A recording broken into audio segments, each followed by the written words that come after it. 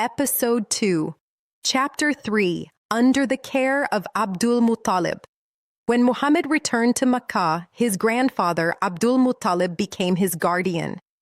Among the leaders of Quraysh, Abdul Muttalib was respected for his wisdom, generosity, and leadership. But toward his young grandson, his love was especially deep.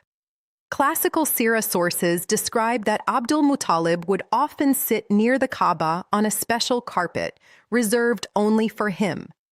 No one else dared sit there. Yet when little Muhammad approached, Abdul Muttalib welcomed him warmly. Instead of asking him to move away, he would seat the child beside him. Some members of the family tried to stop the young boy out of respect for their elder. But Abdul Muttalib would say, "Leave my grandson. By Allah, he has a great future." While different narrations preserve this statement with slight variations, they all reflect the special affection Abdul Muttalib had for him. For nearly 2 years, Muhammad lived under his grandfather's protection. It was a period filled with love and care. But another test was approaching. Another farewell. When Muhammad was about 8 years old, Abdul Muttalib became seriously ill. The respected elder of Quraysh knew his life was coming to an end. According to the early Seerah sources, before his passing, he entrusted the care of his beloved grandson to one of his sons, Abu Talib. Among all his uncles, Abu Talib shared the closest bond with Muhammad. Although Abu Talib was not wealthy, he possessed something far more valuable. He possessed loyalty, compassion, and an unwavering commitment to protect his nephew. After Abdul Muttalib passed away, Muhammad once again experienced the pain of losing someone he loved. By the age of 8, he had buried his father, his mother, and now his grandfather. These repeated losses could have broken any child. Instead, they strengthened him.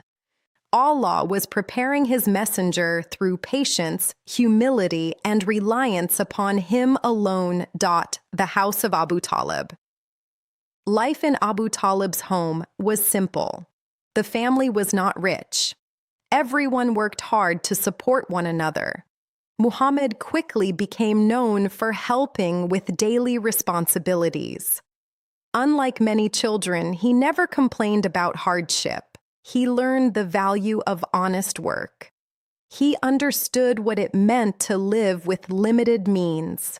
These experiences would later allow him to understand the struggles of the poor, the orphan, and the needy.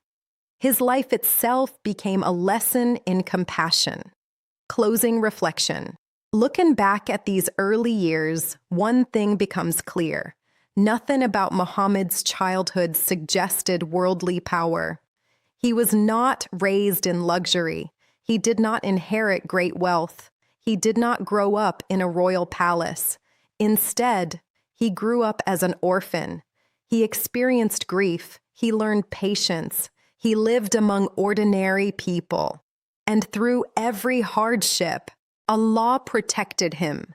Every challenge shaped the character of the man who would one day receive the final revelation. Every loss taught him mercy. Every trial strengthened his trust in Allah. The world had not yet heard his message, but the one who created the heavens and the earth was preparing him for a mission unlike any in history. Episode 2. Ending. The orphan of Makkah would soon become the trusted young man of Quraysh. His honesty would earn him a title that even his enemies could not deny. But before revelation, before prophethood, before history changed forever, there were still important lessons waiting for him. Next episode, Episode 3, The Honest Merchant. The journey to Syria and the marriage to Khadija, R.A. In the next episode, we follow the teenage and early adult years of Prophet Muhammad, peace be upon him, his work as a shepherd, his first journeys with trade caravans, the famous title Al-Amin, and the remarkable marriage to Khadija bint Khuwaylid, R.A., a partnership that would become one of the greatest examples in history.